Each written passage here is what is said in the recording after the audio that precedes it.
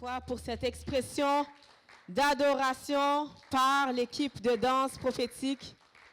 Alléluia, merci Yaousha. Alléluia, tu es grand, tu es bon et tu règnes à tout jamais. Combien le croient aujourd'hui? Combien le croient ce matin? Notre Dieu règne. Yahweh règne encore aujourd'hui et même à tout jamais. Alléluia. On est content de vous voir aujourd'hui. On est content d'être ensemble. Combien sont contents d'être là ce matin? Quelle grâce! Je pensais à ça ce matin. Je me suis dit, mon Dieu, c'est tellement une grâce incroyable d'être sauvé, de connaître Yaousha. N'est-ce pas une merveilleuse grâce? N'est-ce pas une grande joie qu'on expérimente à tous les jours et qu'on peut même partager, de vivre pleinement en Christ? C'est une joie, hein? C'est une grâce et on est reconnaissant. Amen. Regarde la personne à côté de toi, dis-lui, es-tu reconnaissant d'être sauvé? Dis, moi je suis reconnaissant. En tout cas, moi je suis reconnaissant. Dis. Si tu es reconnaissant, du moins.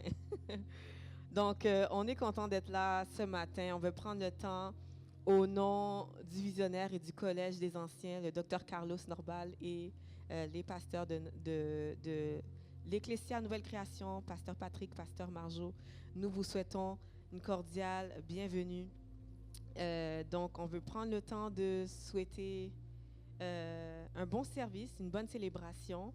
Et on veut prendre le temps de saluer aussi notre belle famille de Brownsburg, Chatham. Donc, salutations à Margaret qui est avec nous aujourd'hui, à Huguette aussi, toujours fidèle au poste, Benoît, Julie, il y a Claude aussi avec nous. Il y a aussi Cathy et Richard qui sont ensemble avec nous aujourd'hui. Nous sommes contents de vous voir, nos merveilleux mariés de l'année. Il y a aussi notre sœur. Rappelez-moi votre nom. Jasmine. On salue Jasmine. On est content de te voir avec nous aujourd'hui avec David. Salutations à David qui sera là dans quelques minutes. Donc, on te salue et on salue aussi notre sœur. Rappelle-moi ton prénom. Mariella. Nous saluons Mariella qui est avec nous ce matin à Brownsburg, Chatham, qui vient directement de la Martinique. Wow! Imaginez-vous! On a la chaleur de Martinique aujourd'hui. C'est peut-être grâce à toi qu'il fait bien chaud aujourd'hui. On est content de te voir. Tu amènes vraiment une chaleur. Tu es chaleureuse. D'ailleurs, j'ai pris le temps de te saluer tantôt et on est vraiment reconnaissant que tu sois là aujourd'hui, que tu amènes vraiment le vent de Dieu au milieu de nous. Que Dieu te bénisse abondamment. On a salué Julie, mais oui, juste à côté de Benoît. Encore salutations à Julie. Julie, on est content de te voir. On est content que tu sois là. On est content que tu sois avec nous dans cette maison. C'est vraiment une grâce. T'es tout un cadeau. T'es tout un cadeau et on a hâte de découvrir tous les cadeaux que Dieu a placés en toi aussi. C'est un vrai cadeau de Dieu, Julie. Et voilà, et aussi salutations à toute notre famille de Montréal qui vient se joindre avec nous. On a Rebecca, on a Ministre James, on a Sandra, on a Fritz, Yasmine, Ministre Marlene, Netania. Et je suis là, Pasteur Marjo, Pasteur Patrick, merci beaucoup. Amar aussi avec nous. Amar. Et les cousins de Yasmine aussi, Raël et Caleb. Allô! On est content de vous avoir avec nous. Ils ont l'habitude de nous visiter à Montréal, mais on est content que vous soyez là à Brownsburg, Chatham. Est-ce que vous êtes contents aussi? Ouais. Rebonjour à David. Salutations, David. On est content de te voir. Amen. Amen. Donc, on s'est salué. Donc, on va prendre le temps de remettre vraiment le moment du message entre les mains du Seigneur. entre les mains de Yahusha, car sans lui, nous ne pouvons rien faire. On va se mettre debout et on va lire Jean 6, verset 35.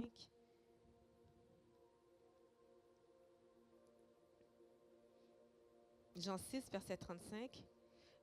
Il va être affiché à la projection et je vais prendre le temps de lire la version amplifiée qui dit comme suit. Yahusha leur répondit, « Je suis le pain de vie. Celui qui vient à moi n'aura jamais faim, et celui qui croit en moi en tant que sauveur n'aura jamais soif, car il sera nourri spirituellement. » Alléluia. Alléluia. Merci, Père. Merci, Papa, parce que tu es le pain de vie. Merci parce que tu es le vrai chemin. Tu es la vérité. Tu es la vie. Merci parce que tu es la vraie façon, la vraie manière à suivre pour vivre pleinement. Merci parce que tu es la pleine vérité. Tout ce qui est vrai te représente, te reflète. Tout ce qui est vrai vient de toi, Seigneur Père.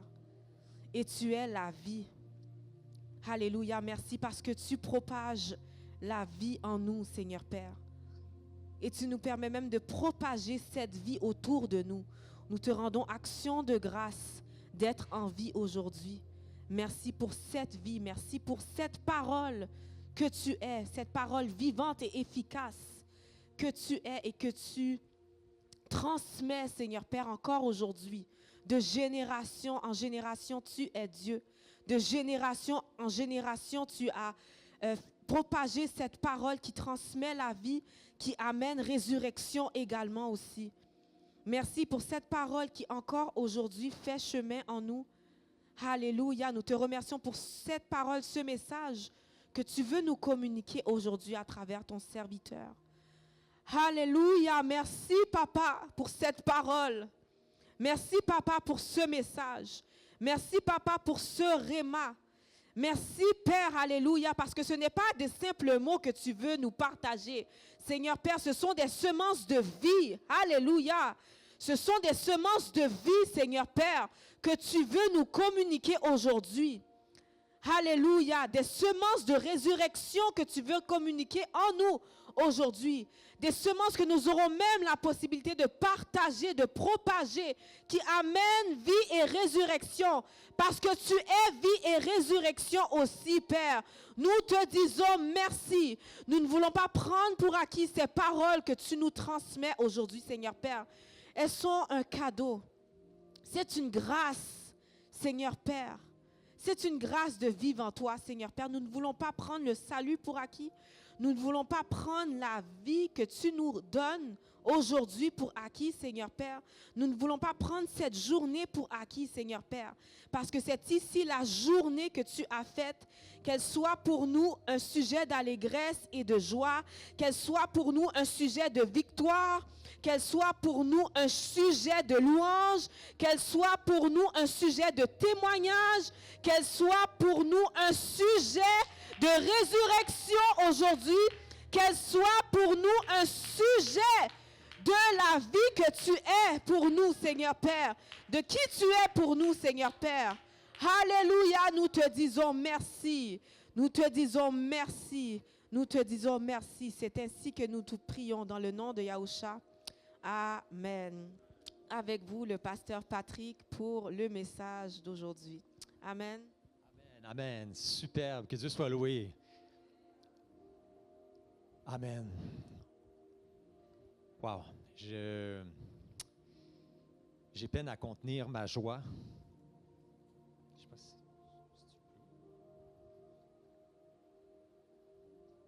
c'est le plus haut, vraiment?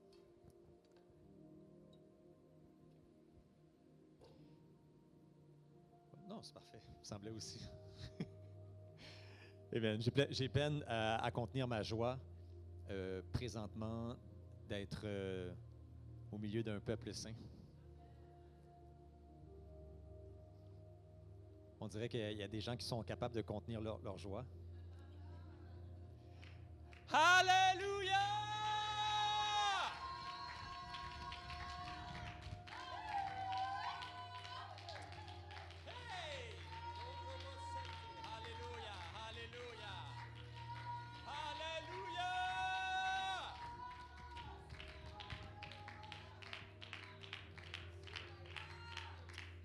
Merci Seigneur. Merci Seigneur. Tu as changé notre identité, Seigneur.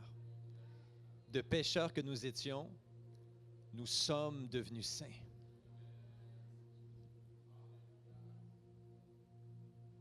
Merci, Papa, de nous permettre d'expérimenter la présence de mes frères et de mes sœurs, de pouvoir s'auto-influencer, de pouvoir s'auto-inspirer les uns les autres, de pouvoir être inspiré par la présence de Dieu dans chacun de mes frères et de mes sœurs. Merci pour cette grâce, Papa, que tu nous communiques à travers chacun d'entre nous, Seigneur. Merci pour ceux qui sont attirés par nous. Merci, Seigneur, pour ceux que tu es en train d'attirer, même dans cette salle, présentement, à toi. Merci, Papa, parce que notre identité est appelée à prévaloir sur tout ce que nous faisons et sur tous les agissements de nos vies. Voilà pourquoi tu as déclaré dans ta parole que celui qui est saint se sanctifie lui-même. Papa, je prie que nous puissions marcher dans la pleine mesure de notre identité et qu'il n'y ait pas une journée de nos vies qui ne soit utilisée à nous sanctifier davantage, afin que lorsque nous nous rassemblons, Seigneur, notre lumière grandit, afin que lorsque nous nous rassemblons, l'influence que nous avons les uns sur les autres est une influence du royaume. Seigneur, je déclare dans le nom de Yahushua que la sanctification devienne notre mode de vie. Seigneur, fais-le pour la gloire de ton Saint-Nom, parce qu'il y a un peuple qui attend de te voir pleinement. Tu as même déclaré dans ta parole que sans la sanctification, nul ne verra le Seigneur. Tu sais, mon frère, ma sœur, malgré que tu sois saint, si tu ne te sanctifies pas, la Bible dit que tu ne verras pas le Seigneur. Que celui qui a des oreilles pour entende ce que l'Esprit dit à son ecclésia aujourd'hui. Tandis qu'on est debout, pour quelques-uns, on va... je ne sais pas si on peut... j'ai l'impression que ma voix va faire décoller la peinture sur les murs. Si on peut juste diminuer un peu l'intensité, ou je ne sais pas comment on appelle ça, mais... Merci. Donc, on va lire ensemble le premier passage. Non, je suis vraiment content d'être là aujourd'hui. Je ne prends pas ça pour acquis de tenir le micro. D'ailleurs, on dirait que je sens même dans mon corps comment est-ce que l'apôtre Paul parlait, qu'il se présentait devant le peuple avec grand tremblement, grande crainte également. Donc, je me sens fébrile de cette façon-là. Mais par la grâce de Dieu, on va cheminer dans ce que le Seigneur a mis dans mon cœur de vous confier aujourd'hui. On n'est pas là pour prêcher une philosophie humaine, on est là pour prêcher la parole de Dieu. Et la parole de Dieu ne consiste pas en parole seulement, mais également en puissance. Dis avec moi, puissance. Tu sais que tu peux être délivré au moment même où la parole est déclarée. Pas une parole de délivrance. Au moment même où la parole est prêchée, tu peux être délivré. Est-ce que tu le savais? Est-ce que tu savais qu'au moment même où la parole est prêchée, les conditions maladives de ta vie peuvent être totalement guéries? Même pas en prêchant sur la guérison, seulement en entendant la parole. Lorsque la parole est prêchée, il y a puissance. On dirait qu'il y a des gens qui ont répondu à autre chose. C'est pas grave. Claude, je suis content de te voir. Amen. Il y a une joie contagieuse qui vient de cet homme et c'est inexplicable. Mais moi, je suis contaminé par cette joie que tu dégages, mon frère. Alors, que Dieu te bénisse. Pour ceux qui ne le savent pas, il y a un air de famille avec Cathy. On sait d'où vient Cathy. Amen. Fait que, on va lire ensemble Proverbe 11, verset 30. On peut le dire ensemble? Proverbe 11, verset 30. My goodness, Seigneur, aide-nous. Le fruit du juste est un arbre de vie. Et le sage s'empare des âmes. Est-ce qu'on peut le répéter ensemble? Le fruit du juste est un arbre de vie et le sage s'empare des âmes. Est-ce que tu savais qu'on parle de toi dans ce verset? Le savais-tu? Le Seigneur est venu te parler à toi aujourd'hui. Et il a dit, tiens, on va utiliser un passage qui touche justement les justes. La Bible dit que le fruit du juste est un arbre de vie. Depuis que le Seigneur t'a sauvé et que tu as reçu dans ton cœur la plénitude et la pleine compréhension de ce qu'il a fait pour toi, que tu l'as reçu, que tu as décidé de te repentir de ta vie passée pour entrer en nouveauté de vie, tu es devenu ce que la Bible dit comme étant, tu es devenu la justice de Dieu même sur la terre. Tu es devenu un juste. Ton identité de mécréant, d'injuste, de calomniateur est devenue l'identité d'un juste. C'est pas merveilleux? Ça n'a aucun rapport avec tes faits et gestes. Moi, je me souviens quand Richard est venu nous rencontrer pour la première fois, il y avait tout un langage très coloré. Combien je ne sais pas s'il y a des gens qui se souviennent de ça, ou si tu peux juste à remonter, je ne pense même pas qu'il a fait une abnégation de son passé, mais si tu remontes dans son fil Facebook, tu vas te rendre compte que son langage n'avait rien à voir avec le langage d'aujourd'hui. Donc le Seigneur, lorsqu'il vient changer notre identité, la beauté de ça, c'est que le reste suit par la suite. Parce que si tu entres dans ton identité, nécessairement, tu vas finir par agir en fonction de qui tu sais que tu es. Fait que, ça ne veut pas dire que tu vas arrêter de pécher le jour 2 de ta nouvelle naissance. Mais ça veut dire que si tu n'es plus un pécheur et que tu sais que tu es devenu saint et que tu es devenu un juste, nécessairement, ça va affecter ta conduite. Donc, on dit qu'il y a une transformation de l'intérieur vers l'extérieur et pas de l'extérieur vers l'intérieur. Le christianisme, la pensée de Christ, l'expérience avec Yahusha personnelle n'est pas un contrôle comportemental. On n'est pas là pour contrôler comment tes faits et gestes. Quand ça arrive, ça, c'est la religion qui s'installe dans des assemblées légalistes. Et là, il y a un contrôle qui est exercé par le leadership pour que tout le monde se comporte comme s'ils étaient avec un alvéole de lumière autour de la tête. Et ils se promenaient avec la Bible dans la rue, puis quasiment avec l'allure d'un prêtre. C'est pas comme ça que le Seigneur agit. Dis à ton voisin, c'est pas comme ça que le Seigneur agit. Le Seigneur va te convaincre de justice, de péché, de jugement. Et lorsqu'il te convainc de ça maintenant, il y a une transformation qui va prendre place dans ta vie. Puis si toi, tu décides de collaborer avec l'Esprit Saint, bien ta transformation va devenir visible pour le commun des mortels qui t'entoure. Et quelqu'un va te dire, mais je ne sais pas qu'est-ce que tu as, mais on dirait que tu n'es plus la même personne. Vous savez que c'est comme ça, que moi je suis venu au Seigneur. J'ai vu mon père biologique. On peut se rasseoir, excusez-moi. On peut se rasseoir, on est en train d'exagérer. Là. J'ai vu des sueurs, des gouttes de sueur perler sur la tempe de quelques-uns d'entre nous. Je suis désolé. Je vais m'asseoir moi aussi, non, c'est une blague.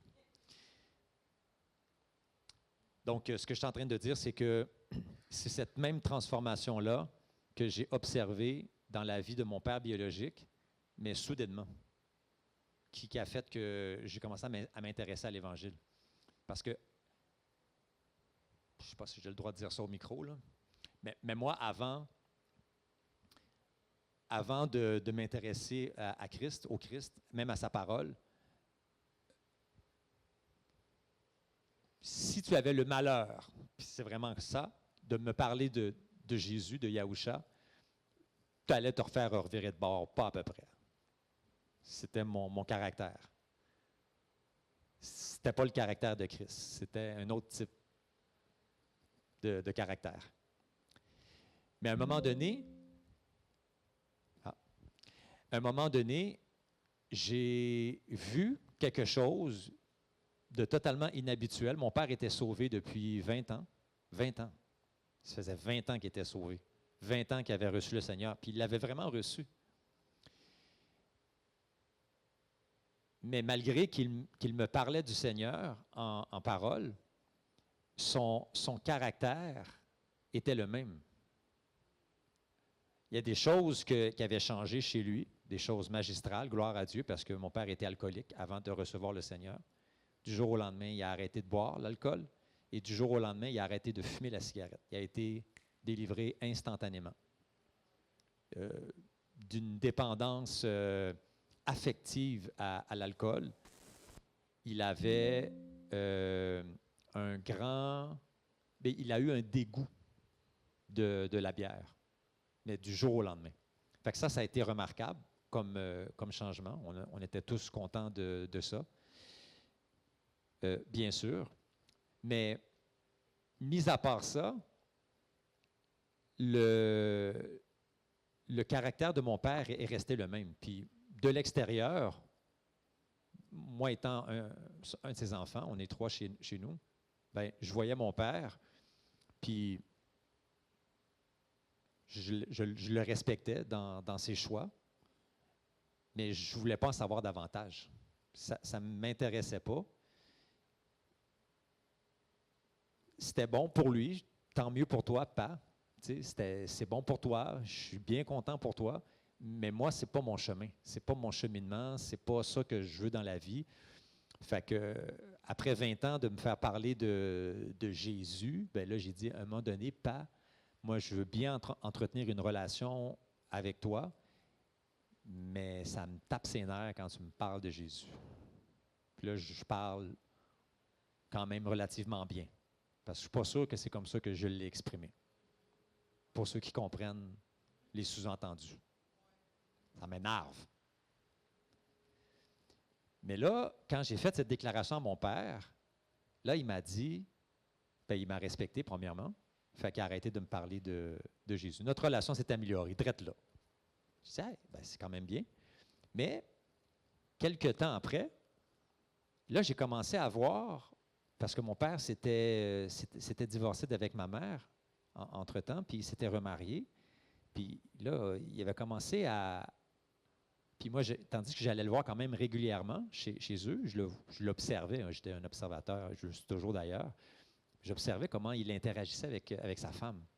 Parce que moi, j'étais en relation, hors mariage, à l'époque. Je vivais avec une femme, donc je vivais une vie illicite, pour ainsi dire. Mais j'étais en train de... Donc, on visitait mon père à cette époque. Et parce que je n'étais pas dans les plans de Dieu, ça ne marchait pas bien. La façon que moi j'interagissais, ce n'était pas un foyer. Parce que ce n'est pas ça un foyer. Un foyer, c'est un homme et une femme mariés. Mais quand j'étais dans cet état pécheresse, et c'est correct parce que j'étais pécheur, fait que ça va bien ensemble. C'est pas anormal. Mais donc, je cherchais quand même à avoir une bonne relation. Mais on avait beaucoup de difficultés communicationnelles. Puis moi, ben, nous deux, en fait, on avait entrepris de prendre des cours de communication non violente. Ils appelaient ça comme ça. Ça s'appelle encore de même, là, si vous faites des petites recherches. Là, je peux même vous parler du monsieur, un monsieur très gentil qui donne des cours comme ça. C'est très intéressant. Ça coûtait des milliers de dollars. C'était fantastique. On a investi énormément parce qu'on voulait que ça s'améliore. On a payé le prix. Puis là, on avait des techniques de communication non violente. J'étais devenu un robot. J'étais AI avant le temps. Parce que c'était des phrases toutes faites. Et ça marchait.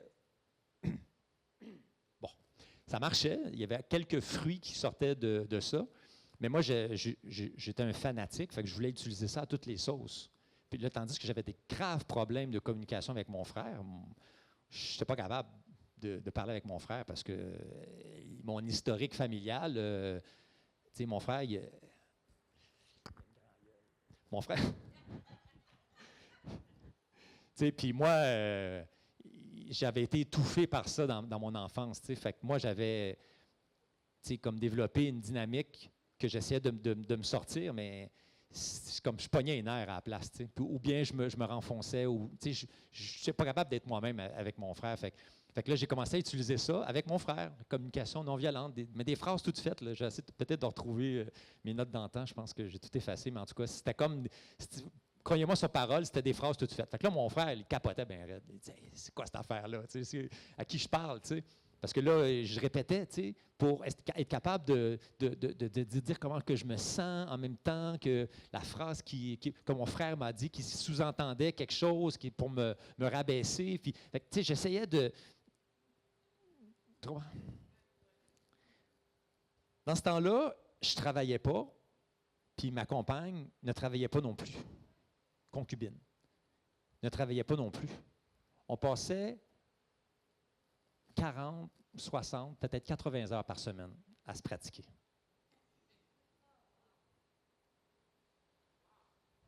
Tu me suis-tu? On avait ça à cœur. Mais il n'y a pas grand-chose qui changeait. Mais on parlait comme des robots. Fait que là, il y était 2 robots à la maison, puis... Fait que là, à un moment donné, j'espère que... Non, je crois que le Seigneur, il y a une raison pour laquelle je partage ça. Je pense que c'est rattaché au message. Fait que on va faire confiance à Dieu pour la suite du message. Mais à un moment donné, j'arrive chez mon père, puis dans la communication non violente, il y a la résolution de conflits. Ça fait partie de ce qu'on apprend. Puis on a des stages, on part des fins de semaine, puis on pratique, puis tout ça. Fait, donc, à un moment donné, j'arrive chez mon père, puis je vois un conflit se régler comme ça. Puis j'étais là. Je pense avoir changé, mais dans ce temps-là, j'étais comme prétentieux. Puis mon père, moi j'ai appris après son décès qu'il avait fait des études, même universitaires, je ne le savais pas avant. T'sais. Mais pour moi, mon père, c'était un 2 de pique, excusez-moi. Parce qu'il n'a pas étudié, il n'a pas réussi, financièrement, ça ne marchait pas. Je ne pensais pas qu'il était allé à l'université. Fait que moi, je me considérais au-dessus de lui. Fait que moi, je passais 40, 60, 80 heures à étudier la communication non violente comme un robot. Puis j'ai vu mon père utiliser l'essence de la technique avec sa femme. Mon père, excusez-moi, un 2 de pique selon ma compréhension. Quelqu'un qui n'est pas aussi bon que moi, franchement, c'est mon père. Je le méprisais. Je l'aimais, mais je le méprisais. Mais pour moi, qui arrive à régler le conflit qui est en train d'émerger, live devant mes yeux, ça m'a bouleversé, les amis. Ça m'a bouleversé. Qu'est-ce que je suis en train d'assister à ça? C'est comme... Là, moi, je ne comprenais pas, là. Je veux dire, j'arrive même pas à faire ça, moi, là. Hey, j'ai payé des milliers de dollars là, dans mon cours de communication non violente. Des milliers de dollars. Milliers, là. Peut-être pas 10 000, Richard, mais on n'était pas loin, là. Tu sais, on avait mis beaucoup d'argent là-dedans, là. Puis des heures innombrables. Mettons qu'on avait été payé pour ces heures-là, là. Bien, je veux dire, tu t'ajoutes à ça les heures de pratique, c'est au moins 20 000 d'investissement personnel. Fois 2. Fait que quand moi je vois ça, ça m'a jeté à terre. Là, j'ai dit à mon père, mais de où est-ce que tu prends ça? Vous auriez dû voir le sourire dans la face de mon père. Il a souri, là, je pense que les pointes ici ont touché les nuages. Tellement il est devenu lumineux. Puis là, il m'a dit, j'ai pris ça dans la Bible.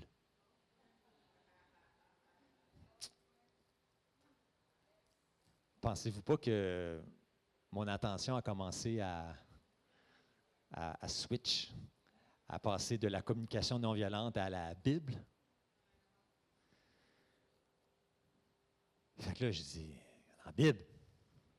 Tu sais, quelque temps après, pas longtemps avant, là, mais quelque temps avant, je venais de dire, parle-moi plus de Jésus, là, tu sais. Puis là, c'est moi là, qui veux en savoir davantage. Fait que là, il dit, oui, dans la Bible. Mais où ça? Montre-moi ça, tu sais. Là, le sourire a continué, là, jusqu'au firmament. Passer les nuages. Fait que là, je me souviens pas le passage qui m'a sorti par contre. Là, Saint-Esprit peut-être va me le ramener. Mais là, il m'a lu une parole de vie. Je l'ai demandé. Le même gars qui avait dit, hey, parle-moi plus de Jésus, toi là. Le même gars. Il m'a lu la parole. Puis là, on a eu une conversation, tu sais, par rapport à ça. Puis, je peux dire que ça a été le début. Ça a été la semence. Dis avec moi, la semence. Et dis avec moi, le fruit du juste est un arbre de vie. Et le sage s'empare des âmes. Le caractère de mon père avait changé complètement parce que pour la première fois de son expérience comme chrétien, la parole avait exercé une transformation en lui. Il s'était mis à étudier un cours qu'on enseigne ici d'ailleurs, le cours fondamental 1. Ouvre bien tes oreilles, toi, ouvrier ENC, cours fondamental 1. C'est un cours qui se donne encore aujourd'hui. Ce cours-là, mon père, à l'époque, a reçu parce qu'il s'était retrouvé, imaginez-vous donc, le Saint-Esprit l'avait amené à se joindre à une assemblée qu'on appelait à l'époque Shekinah Gloire, qui est l'ancêtre de l'Ecclésia Nouvelle Création. La première forme, la première mouture de cette assemblée, toujours avec le visionnaire Dr. Carlos Norbal, était Shekinah Gloire. Shekinah Gloire, quand tu n'es pas chrétien, tu n'es même pas capable de le prononcer. Tu as besoin d'une gomme, tu sais, pour essayer de... Fait que moi, je ne sais pas, moi, qu'est-ce que mon père vit, mais lui, il est en train d'étudier ce cours-là, et l'esprit communique la vie, parce que ces paroles sont esprit et vie. Il est en train de recevoir la vie à travers un sage, qui est l'enseignant à l'époque, Dr. Carlo, et cette vie est en train de transformer complètement la nature de mon père, son caractère, complètement. Parce que moi, je vois mon père changer devant moi. Je dis à mon père, à un moment donné, écoute, moi, je ne veux plus que tu me parles de Jésus, mais à un moment donné, je vois que mon père commence à s'intéresser à moi. Il cesse de me parler de Jésus, il commence à s'intéresser à moi, à ce que j'aime, à comment je pense. Il commence à m'aimer, autrement dit. Ça m'a touché. Je voulais connaître davantage mon père. Il s'était séparé d'avec ma mère. Il y a eu une rupture. Je ne comprenais pas ce qui s'était passé. Pour moi, c'était à cause de Jésus, la religion, whatever. Mais n'empêche que je voulais connaître mon père, tu sais. Mais c'est lui que je voulais connaître, pas Jésus. Mais fait que là, quand j'ai vu que lui commençait à s'intéresser à moi, et que là, je vois comme, wow, il y a une sagesse dans cet homme que je n'avais jamais vu, jamais escompté, jamais même pu comme voir, même le prof du cours de communication non violente, il ne nous a jamais prouvé sa méthode dans un vrai conflit que lui est en train d'avoir, là. Je veux dire, c'est bien beau, là. Tu peux être le pape si tu veux. Si tu n'es pas dans ses culottes, comment tu fais pour gérer des vrais conflits live devant d'autres mondes? Je n'ai pas eu cette preuve de sa part. C'est un très bon prof, mais je ne l'ai pas vu. J'ai vu mon père le faire, par contre. Fait que cette sagesse m'a gagné et le caractère de mon père a été transformé. Et c'est ce caractère transformé qui m'a impacté. Puis si tu ajoutes à ça la parole, bien là, c'est complet. Parce que la parole peut tuer, puis la parole peut donner la vie. Si ton caractère n'est pas changé, la parole tue autour de toi. Excuse-moi de te le dire. Mais si ton caractère est le caractère de Christ, maintenant, cette parole devient vie pour autrui. Alors, dis avec moi le titre et le thème de notre prédication d'aujourd'hui. Est-ce qu'on peut mettre... On avait envoyé le visuel, hein? Oui? On va mettre le visuel au tableau. En mission pour la vie. On peut le répéter ensemble? Savais-tu, mon frère, ma soeur, que tu es en mission pour la vie? Puis si tu ne le savais pas, ben entre dans le programme du Seigneur. Parce qu'il y a une seule raison pour laquelle tu as été sauvé, c'est pour entrer dans ta mission, qui est une mission pour la vie. OK. Il y a deux sens à ce thème, en mission pour la vie. C'est un double sens. Le premier sens, ça veut dire que tu es en mission pour toute la vie. Fait que si tu ne le savais pas, mais tu es en mission pour toute la vie. C'est comme quand tu t'en vas dans l'armée. À partir du moment que tu as signé, come on. C'est quelqu'un d'autre qui t'envoie en mission, là. Puis toi, ben écoute, tu as signé. Fait que là où est-ce que le commandant t'envoie, ben toi, tu pars. C'est plus toi qui décides. Est-ce que c'est le soldat qui décide dans quelle mission il s'en va? Puis qu'est-ce qu'il fait? Qu'est-ce qui va se passer? Qu'est-ce qui va se passer s'il dit « Oh non, moi, cette mission-là, excuse-moi, mais qu'est-ce qui va se passer? » Cour martiale. Hein? C'est pas ça, Margaret? Cour martiale. Puis c'est quoi la plus grande conséquence de la cour martiale? Comment? C'est quoi la plus grande conséquence de la cour martiale? La mort. La mort. La cour martiale. Fait que ça veut dire que dans la cour martiale militaire, il y a encore la peine de mort. Fait que là, on n'est même plus dans le monde civil, là. Parce qu'apparemment, on a trouvé que ce n'était pas une bonne chose, la peine de mort. Fait qu'on a enlevé ça dans le système de justice. Mais la cour martiale, c'est encore là. Fait que donc, être en mission pour la vie. L'autre sens, c'est être en mission pour la vie. Hein? C'est quoi la différence? Mais la vie, c'est Yahusha. Est-ce qu'on peut lire ensemble Jean 14, 6? Jésus lui dit, « Je suis le chemin, la vérité et la vie. Nul ne vient au Père que par moi. » C'est qui la vie? Donc, c'est une question d'identité. En mission pour la vie, c'est en mission pour qui? Pour Yahusha. Tu es en mission pour la vie. Il y a même un troisième sens. Tu es en mission pour communiquer la vie. C'est un autre sens. Ça, c'est Fritz qui l'a sorti. Oui, la vie Zoé. Merci, Fritz. Alléluia. Mon frère. Il a co-participé avec... Il a été co-participant de cette prédication. Amen. Donc, Yahusha a dit, « Je suis le chemin, la vérité et la vie. Nul ne vient au Père que par moi. » Il y a un seul chemin qui mène au Père, c'est Yahusha. Pas d'autre, il n'y en a pas d'autre. Il y a un seul chemin. OK. OK, on va lire, on va méditer un peu par rapport à ça. Il est 11 heures. On va méditer un petit peu par rapport à ça. Parce que il nous incombe d'une chose. On a besoin d'être capable de se regarder dans le miroir. Y a-t-il des gens ici le matin, quand ils vont se brosser les dents, ils se regardent dans le miroir? Il n'y a personne qui lève la main, mais moi je pense qu'il y a un problème, là. C'est pas capable, hein? Des fois, on veut pas voir. Mais on a besoin quand même de se regarder dans le miroir. En passant, le message qu'on est en train de prêcher présentement s'adresse d'abord et avant tout à la personne qui a le micro. Fait que, c'est correct? Parfait. On se regarde-tu dans le miroir, tout le monde ensemble? OK. Combien d'âmes tu as gagné cette semaine?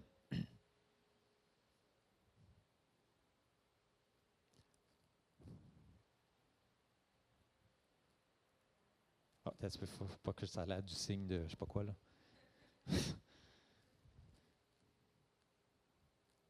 0? 2? Est-ce qu'on acclamons le Seigneur?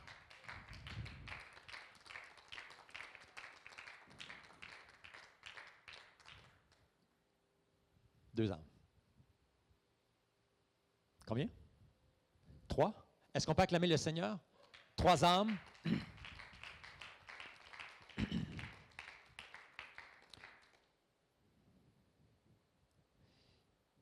Je remercie le Seigneur pour vos vies, parce que si on lit ce passage ou on le relit, le fruit du juste est un arbre de vie et le sage s'empare des âmes, on comprend que si on ne s'empare pas des âmes, c'est parce que il n'y a pas de sagesse. Parce que c'est le sage qui s'empare des âmes. Celui qui n'est pas sage ne s'empare pas des âmes. Fait que donc, ce message est un message pour nous permettre de pouvoir entrer dans le plan de Dieu au quotidien. On va lire ensemble Proverbe 11, verset 30, mais la version Pain de vie 2017. On va le lire ensemble.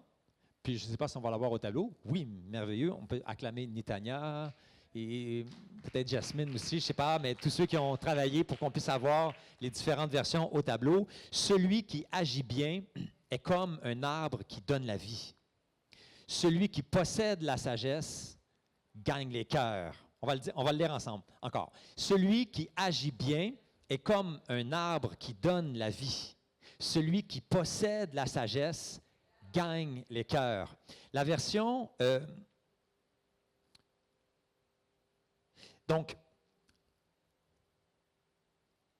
celui qui possède la sagesse gagne les cœurs, c'est ça? Donc, dis avec moi, je possède la sagesse. Parce que la sagesse, elle est en toi. Si tu as reçu le Seigneur, c'est parce que la sagesse, elle est en toi. Parce qu'il est la sagesse incarnée. Donc, si tu as reçu le Seigneur, ça veut dire que le Seigneur est en toi. Ça veut dire que la sagesse est en toi également. Donc, dis avec moi, je possède la sagesse. Mais la sagesse, elle demeure dans le discernement. Et le discernement est la science de la réflexion. Dis avec moi, je possède la science de la réflexion également. Et dis avec moi également présentement, je possède la pensée de Christ. Basé sur 1 Corinthiens 2, verset 16. Il dit, « Car qui a connu la pensée du Seigneur pour l'instruire? Or, nous avons la pensée de Christ. » Nous l'avons. La version TPT va nous dire la chose suivante. Le même verset, il dit, « Car qui a connu intimement la pensée du Seigneur Yahweh au point de devenir son conseiller? Christ l'a fait et nous possédons les perceptions de Christ. » Nous possédons quoi? La manière que le Christ perçoit les choses. Nous possédons ses perceptions. On est en possession de quelque chose qui nous échappe parfois. C'est comme si on a l'opportunité de pouvoir utiliser un outil, mais on le laisse dans le sous-sol. Puis on se décide d'essayer de clouer des clous avec le pouce. C'est comme vouloir ne pas utiliser l'intelligence artificielle aujourd'hui. Ça serait comme dire, « moi, je ne vais pas utiliser le marteau, parce que moi, je trouve que la bonne vieille méthode, c'est bien meilleur. » Mais comment tu vas faire pour clouer des clous si tu n'utilises pas un marteau aujourd'hui? Ça ne fait aucun sens. Alors, l'intelligence artificielle n'est qu'un outil, parmi tant d'autres. Alors, il y a des outils qu'on a, et la Bible dit que nous possédons ces choses-là. Philippiens 2, versets 4 et 5, il dit que chacun de vous, au lieu de considérer ses propres intérêts, considère aussi ceux des autres. Ayez en vous les sentiments qui étaient en Yahushua à Mashiach. La version King James va parler dans le verset 5, il dit « Let this mind be in you, which was also in Christ Yahushua. » Donc, laisse ce système de pensée être en toi. Laisse-le agir en toi. Laisse-le se manifester en toi. Il est en toi. La pensée du Christ est en toi. La sagesse, elle est en toi. Laisse cet outil être utilisé par toi également. Parce que le sage, c'est celui-là qui gagne les âmes. S'il n'y a pas d'âmes qui sont gagnées, mais c'est parce qu'il n'y a pas de sagesse qui est exprimée non plus. Donc, il y a un outil qui n'est pas utilisé. Il est là, mais il n'est pas utilisé. Ça donne quoi? Je pose la question à David, d'avoir un outil pour créer des pièces. Si lorsque vient le temps de créer une pièce sur mesure pour un véhicule que tu es en train de réparer, tu décides de ne pas utiliser ton outil. Est-ce que tu vas être capable de créer la pièce? Mais non, tu ne vas pas être capable. Parce que tu n'utilises pas l'outil pour ça. La sagesse, elle est en nous. Mon frère et ma soeur, la sagesse, elle est en toi. Elle attend que ta foi pourrait être manifestée, tout simplement, et la bonne disposition de cœur. OK. On va lire encore le passage, OK? Proverbe 11:30, mais une autre version cette fois-ci, la version NLT. NLT, et je le traduis pour vous en français, ça va comme suit. Les graines des bonnes actions deviennent un arbre de vie. Une personne sage se fait des amis. C'est pas merveilleux, ça? Les graines des bonnes actions deviennent un arbre de vie. Une personne sage se fait des quoi? Des amis. Des amis. Juste des interlocuteurs qui reçoivent la parole de Dieu? Non, des amis. Le standard de Dieu pour quiconque est appelé à recevoir la semence, et que la personne qui est en train de donner la semence a intentionnellement également le désir de devenir un ami, de chercher à créer des amitiés, de devenir des spécialistes de développement d'amitié intentionnelle. Il y a même un cours qu'on pourrait partir avec ça. Pour que lorsque maintenant la semence vient, et la semence c'est quoi? La semence, on peut le voir dans Matthieu 13, verset 19. Il dit, lorsqu'un homme écoute la parole du royaume et ne la comprend pas, le malin vient et enlève ce qui a été semé dans son cœur. La semence, c'est quoi? La parole du royaume. Cet homme est celui qui a reçu la semence le long du chemin. Verset 23, il dit, celui qui a reçu la semence dans la bonne terre, le cœur, c'est celui qui entend la parole et la comprend. Est-ce qu'il entend la parole seulement? Non, il la comprend aussi. Si tu veux, si tu parles à quelqu'un, puis tu parles tellement vite que la personne n'a pas le temps de comprendre, est-ce que tu es en train de développer une relation ou tu es en train de parler tout seul? Tu es en train de parler tout seul. Est-ce que c'est ça, de prêcher l'Évangile? Parler tout seul? Non, tu veux t'assurer que l'autre comprend. Parce que c'est celui-là qui reçoit dans la bonne terre. Il porte du fruit. Et un grain en donne 100, un autre 60, un autre 30. Il y a une multiplication qui se fait, naturelle. N'est-ce pas merveilleux? C'est ça la semence. Donc cette parole, maintenant, lorsqu'elle est sur notre bouche et qu'elle interagit maintenant dans le cadre relationnel où est-ce qu'on est intentionnellement en train de vouloir établir des relations d'amitié. Est-ce que tu établis une amitié en disant Jésus? Ben, écoute, il y a des façons de faire, là. Ça dépend de ta personnalité, j'imagine. Moi, je vais me présenter. Salut, moi, c'est Patrick. Toi, c'est quoi ton nom? Cathy. Superbe. Moi, je vais commencer par ça. Puis, si Cathy, je ne l'ai jamais rencontrée, je ne vais pas lui parler de même. Non. Surtout pas après que ces deux-là se soient mariés. Parce que là, je suis entré dans la bulle de quelqu'un, je ne la connais pas. L'autre, il va se dire, « Hey, c'est quoi, là? Je suis pasteur, franchement. Laisse-moi donc. » Non, non, non. Quand tu veux établir une relation avec un étranger, je ne vous connais pas. Il y a une distance que je vais garder. Tu sais, quelqu'un qui rentre ici, il n'a jamais mis les pieds. Puis là, il se retrouve avec 18 accolades en l'espace de 34 secondes. Il risque de partir, là. C'est quoi cette affaire-là? Moi, à un moment donné, je suis allé dans une assemblée. Ça, c'est back then. Mon père, il m'invitait, tu sais, malgré que il était un sépulcre blanchi. Il m'invitait. Moi, j'y allais des fois. Je me sentais tellement inconfortable avec la manifestation de ce qui se passait d'amour dans l'assemblée, ça me rendait inconfortable. Moi, je ne revenais pas là. C'était trop dérangeant, ça brisait trop de barrières. C'était weird. Je ne me sentais pas bien là-dedans. Fait que si moi, je veux développer une relation avec quelqu'un, intentionnellement, c'est pas pour parler de Yahusha, c'est pour développer vraiment une relation, parce que je veux apprendre à te connaître. Tu sais qu'il y a un trésor caché dans ton cœur. Et ce trésor-là, c'est juste toi, Claude, qui l'a.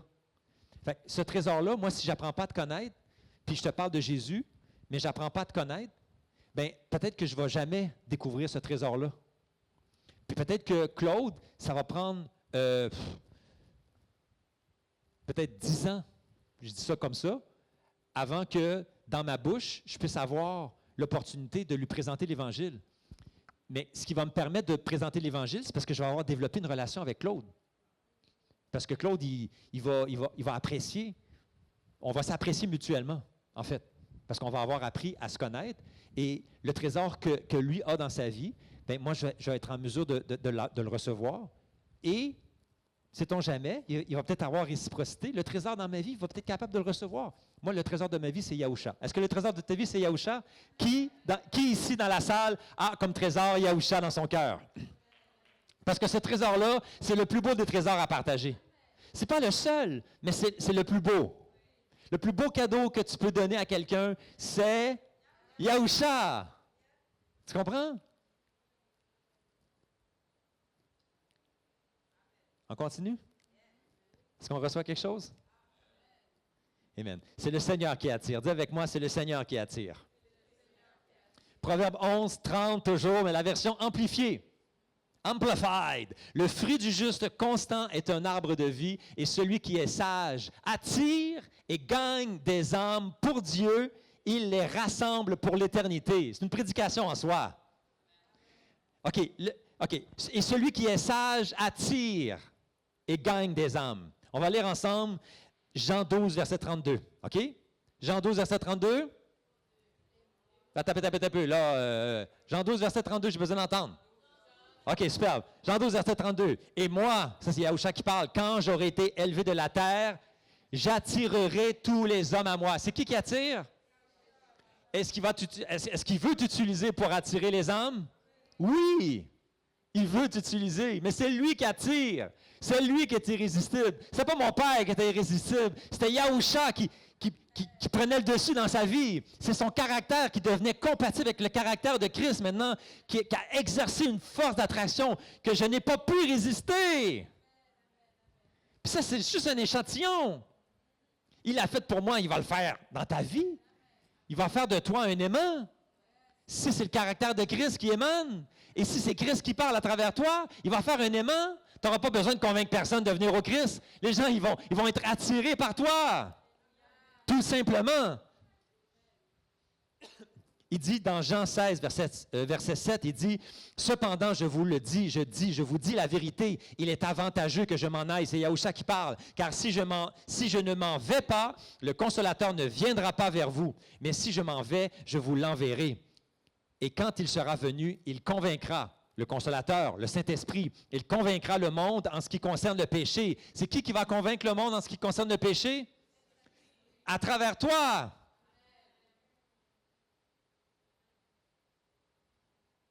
À travers moi. À travers nous. Partons à la conquête du cœur de son prochain. Proverbe 11, verset 30. Toujours, la version BCC 1923. BCC 1923.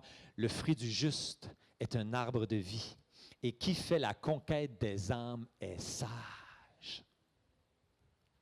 La conquête des âmes. La version OST va dire, le fruit du juste est un arbre de vie et le sage gagne les cœurs. Nous sommes à la conquête des cœurs. Le sous-thème d'aujourd'hui, c'est conquérir les cœurs. Conquérir les cœurs. Telle est ta mission, mon frère, ma sœur. Il n'y a pas d'autre mission plus importante que celle-là dans ta vie et dans ma vie. Tout ce que tu fais, tout ce que tu penses, tout ce que tu tout ce dans quoi tu es impliqué dans ta vie n'est que pour un seul propos depuis que tu as reçu le Seigneur dans ton cœur, c'est pour conquérir le cœur de ton prochain. Le cœur de ton prochain, c'est celui qui est proche. On peut mettre une musique, s'il vous plaît. Le cœur de ton prochain, c'est celui qui est proche. Cathy est proche de son père. Mais mon prochain, c'est peut-être un pur étranger que je rencontre sur la rue, qui physiquement devient proche de moi. Récemment, on a fait une sortie. Qui était là à la sortie de la Légion canadienne, la Légion royale canadienne de Brownsburg la semaine passée? Qui était là? Levez la main, s'il vous plaît. Levez la main, soldat de l'Éternel. Qui était là? Amen. Nous étions en mission pour la vie. Nous étions en mission pour la vie.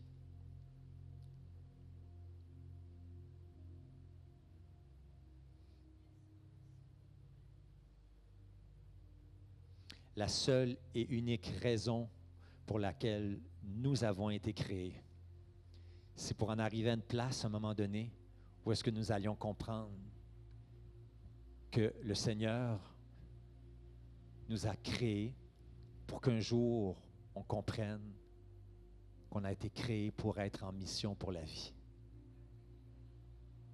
Comment? Impacter des vies, conquérir des cœurs.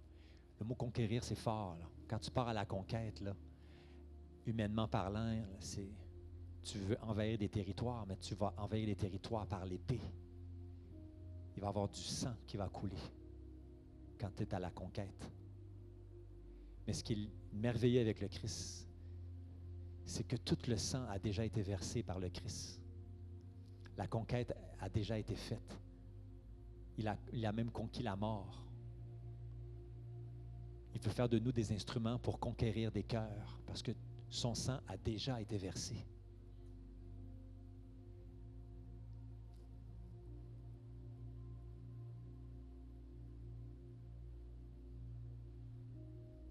Il dit, dans Josué 1, verset 3, « Tout lieu que foulera la plante de votre pied, je vous le donne, comme je l'ai dit à Moïse. » On a été en territoire étranger, dans un autre environnement, dans une autre atmosphère la semaine passée.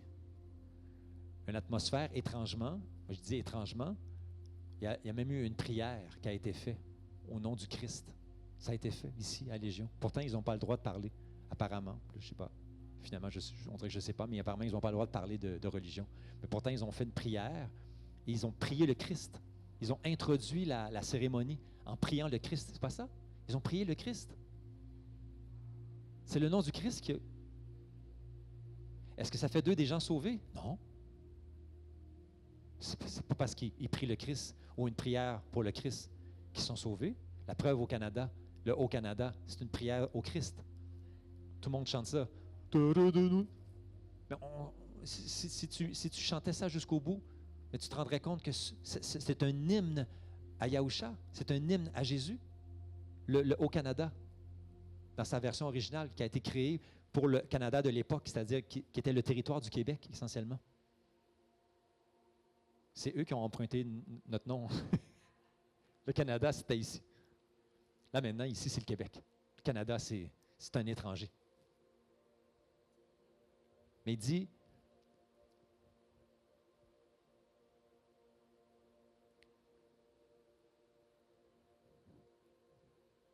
donc on s'est retrouvés dans un environnement étranger,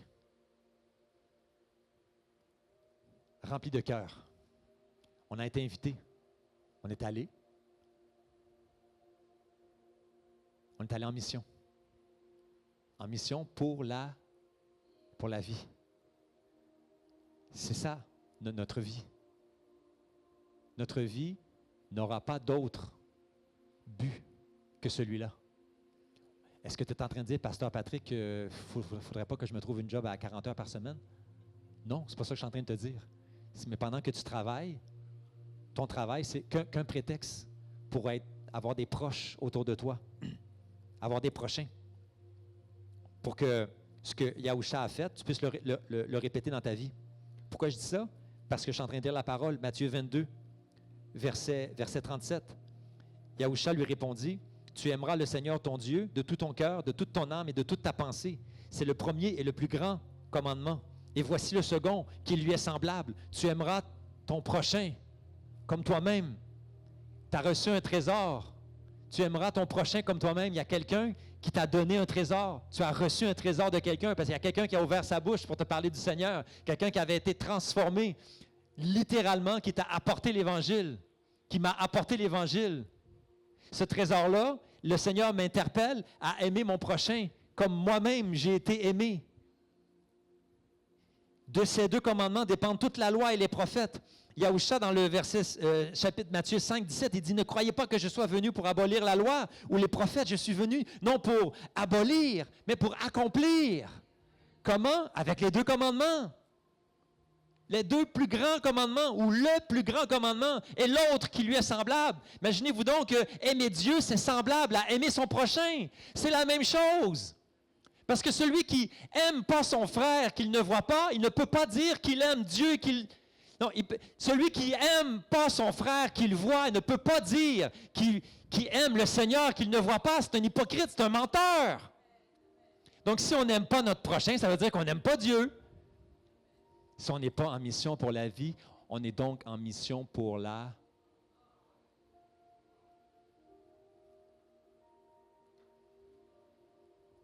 On va se lever. On va partir avec cette parole aujourd'hui. On va laisser le Seigneur nous convaincre de péché, de justice et de jugement. On va se laisser inspirer par une parole qui provient de son cœur. Le Seigneur veut te parler aujourd'hui. Le Seigneur veut me parler aujourd'hui. Il veut juste que je comprenne bien la raison des battements de mon cœur. Pourquoi est-ce que mon cœur est encore en train de battre aujourd'hui? Est-ce que ça veut dire que je n'ai pas de problème? Non. Est-ce que ça veut dire que je n'ai pas de dette? Non, ça ne veut pas dire ça. Est-ce que ça veut dire qu'il ne faut pas que je m'occupe de mes enfants? Non, ce n'est pas ça que ça veut dire. Est-ce que ça veut dire que je ne dois plus me préoccuper de rien d'autre que d'être en mission pour la vie? Ce n'est pas ça que je suis en train de te dire. Je suis en train de te dire que tout ça, toutes ces choses-là, le Seigneur va s'en occuper. Il dit, déchargez-vous sur lui de tous vos soucis, car lui-même prend soin de vous. Tu as juste besoin de te décharger sur le Seigneur de tous tes soucis, de toutes tes tracas, de toutes tes inquiétudes. Tu n'as pas été créé pour ça. Par contre, il a dit, cherchez premièrement le royaume et la justice de Dieu, et toutes ces choses vous seront données par-dessus tout. Tu n'as pas besoin d'être guéri pour apporter l'Évangile, pour apporter une parole de guérison. Demande à Gina, notre sœur Gina. Ça m'a tellement béni la semaine passée, au lancement, pour le lancement, à la commission, la grande commission, pas la grande, mais la commission du pasteur Daniel. Elle est venue avec, c'est ça ou la semaine d'avant? Elle est venue avec 2 de ses invités. Je pense que c'était le lancement du livre. 2 de ses invités. 2 de ses 12. Dis avec moi 12. Est-ce que tu as tes 12? C'est quoi ça, pasteur Patrick? Mes 12, de quoi tu parles? Tu parles en cas de mort, c'est quoi? Combien de disciples avait le Seigneur? Est-ce qu'il nous a donné un exemple? Il s'est déversé pendant combien de temps? Dans 12 disciples? 3 ans? 7 heures, 8 heures par jour? 5 jours par semaine? Il a fait du temps plein avec les disciples? Hein? Ça veut dire 24 heures sur 24, 7 jours par semaine. Même quand tu entends le ronflement du Seigneur, tu es en train de recevoir un enseignement. Tu comprends-tu? Le Seigneur s'est investi dans 12 personnes que lui savait qu'ils étaient appelés pour une mission. Ceux que tu rencontres dans la rue ne le savent pas qu'ils sont appelés à une mission. Ils le sentent à quelque part, qu'il y a quelque chose de plus grand sur leur vie. Ils le sentent à quelque part, mais il n'y a personne pour leur en parler. Fait que ça reste étouffé. Mais le jour où ils voient, ils entendent une parole d'espoir, une parole qui permet de confronter que wow, c'est pas parce que je vis dans la misère, la grande pauvreté, que je suis condamné à vivre dans la pauvreté. Quand ils entendent que le Seigneur est venu pour donner la vie, puis pas seulement donner la vie, mais donner l'abondance également. Que ça, c'est une bonne nouvelle, ça. C'est une bonne nouvelle. On n'est pas obligé de crouler sous le poids de la condamnation parce que ce qu'on a fait était péché. Quand tu es un pécheur, tu es en train de mourir sous le poids de la condamnation parce que tu ne sais pas qu'il y a quelqu'un d'autre qui a payé le prix. Si tu ne sais pas qu'il y a quelqu'un qui a payé tes dettes, puis tu ne vas jamais voir à la banque que ta dette a été effacée, tu vas vivre avec l'impression que tu as encore une dette. Pourtant, tu vas dans le compte de banque, puis la dette, elle est effacée. Mais il n'y a personne qui te dit d'aller voir ton compte de banque. Il n'y a personne qui t'a annoncé la bonne nouvelle. Le péché, ça a été réglé à la croix pour tout le monde, même les pécheurs. Mais la bonne nouvelle n'est pas annoncée. Fait que les gens ne le savent pas. Ils vivent encore sous le poids de la condamnation. Ils sont en retard dans les nouvelles depuis 2000 ans. Et on les empêche d'accomplir leur destinée. On les empêche de recevoir le plus beau trésor qu'on a reçu. Que ça change aujourd'hui. Que la semaine prochaine, quand on va poser la question, tu as gagné combien d'âmes cette semaine? 2, 3, 4, 6, 9, 4, 3, 12, 20. Que ça change. Que ça change. On est créé pour ça. On est créé pour ça. Que ça change dans ma vie. On est créé pour ça. Je suis créé pour ça. Dis avec moi, je suis créé pour ça. Je suis créé pour être en mission pour la vie. Être en mission pour le commandant, le chef, la tête du corps du Christ, le chef de l'armée d'Israël. Je suis un soldat dans son armée. Ce n'est pas moi qui décide de ma mission, c'est le commandant qui décide de ma mission. Alléluia, merci Seigneur. Merci pour la mission. Merci Seigneur d'avoir donné un sens à ma vie. Je cherchais tellement le sens à ma vie avant, maintenant je l'ai trouvé. C'est ça le sens à ma vie. Et ma mission dépend exclusivement de mon identité. C'est parce que j'ai été sauvé, c'est parce que je suis devenu un juste, c'est parce que je suis devenu saint, c'est parce que je suis devenu un enfant de Dieu, un fils. La création attend avec un ardent désir la révélation des fils, que les fils soient révélés dans cette époque, dans cette semaine même, que les fils de Dieu soient révélés, que le fils de Dieu que tu es, que la fille de Dieu que tu es soit révélée autour de toi. Tout simplement, avec simplicité de cœur, au nom puissant de Yahushua. C'est ainsi que nous prions. Amen.